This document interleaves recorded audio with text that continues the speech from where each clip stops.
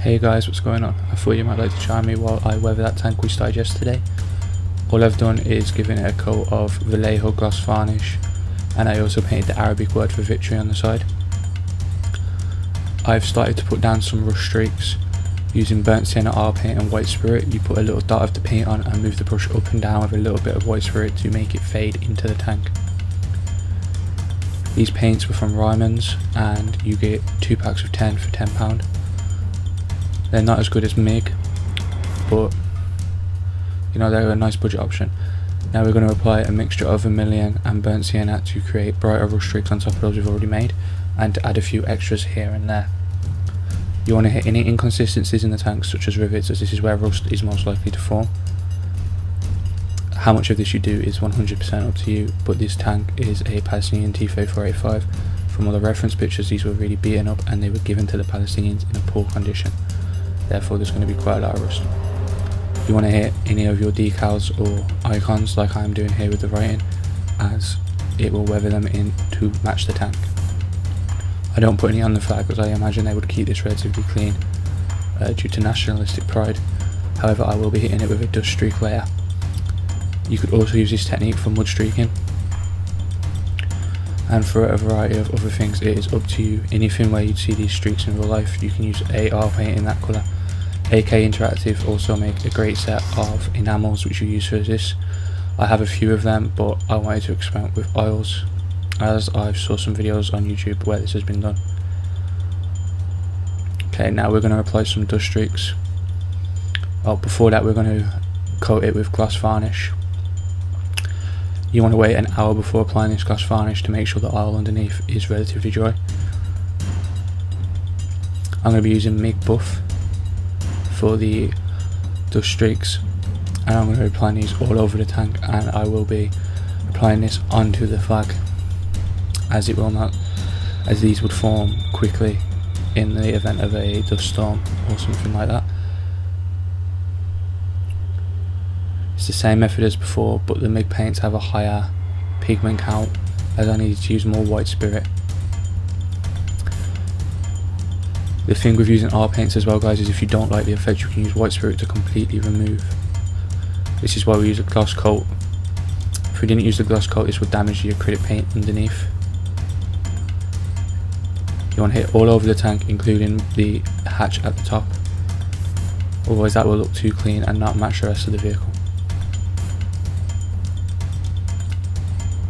I also want to apologise, guys, for the lighting in these videos. I'm doing my best with what I've got. I will try to improve it. I also noticed that last video I was out of shot a few times.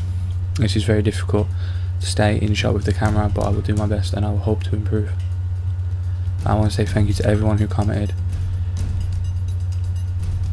Okay guys, that's what we're aiming for.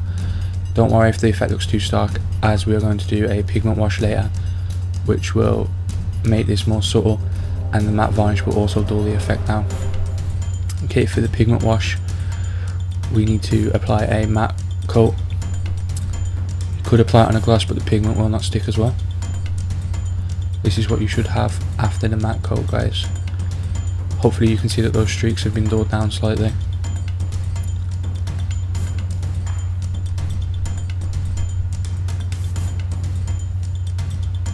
Okay, we're going to be using Vallejo pigments, 2 different shades of ochre to create our sandy colour. One is from the rust set and one is from the dust set. You want to mix them with water. The reason we do not use alcohol is if you use alcohol, the pigment will set and you will not be able to neaten it up afterwards. I learned this from watching Ishiban Painting's excellent videos on a pigment wash on a base. You want to apply the pigment all over, and do not worry if it seems to pour in certain areas, as we can clean this up easily with water and a brush.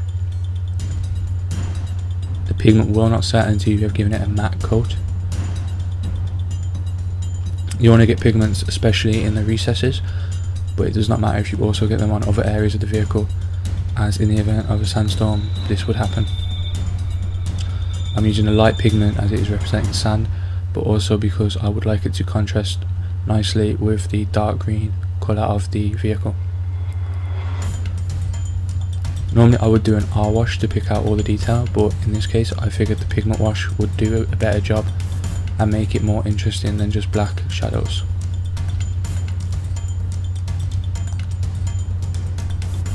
This takes a while to dry depending on how much water you used, but when it is dry it should look something like what I'll show you in a bit. Sorry guys, I've got ahead of myself. Basically, hopefully you can see from this that it's starting to collect in those recesses and around areas of detail. I left this overnight to dry.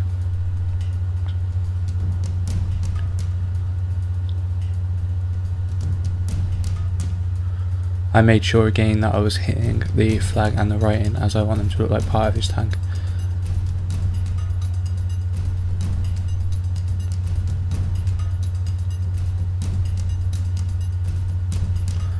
Okay, and this is what it looked like once it had been dry, but if there was any in areas that I didn't like, I could clean it off like so with a brush. I recommend using an old brush, this can be quite rough. You can also use water to clean it off and dab it off. I actually used moisturising wipes that my girlfriend had to clean off certain areas, as it worked well. Hopefully you can see that that had collected in all the recesses. Okay, the last thing we're going to do guys is this is the Tamiya Weathering Master Kit for a Mustang fighter plane. I know nothing about planes, I'm more of a tank man. Basically I'm going to get the soot colour. You can also use black smoke from MIG, which is what I normally use, but I wanted to experiment with something new as this has been recommended to me by Warpart Studios. You want to hit the edge of the gun to look like discharge from when the gun has shot.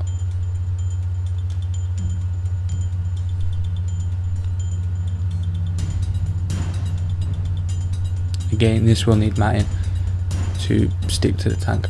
Sorry I'm out of shot a little bit there guys, this is new to me and I'm hoping to improve.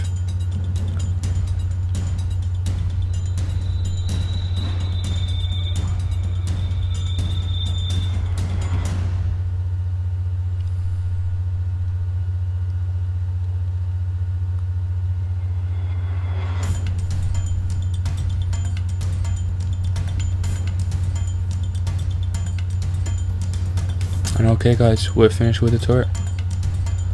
Let me know what you think. If you want to see more, I can film more.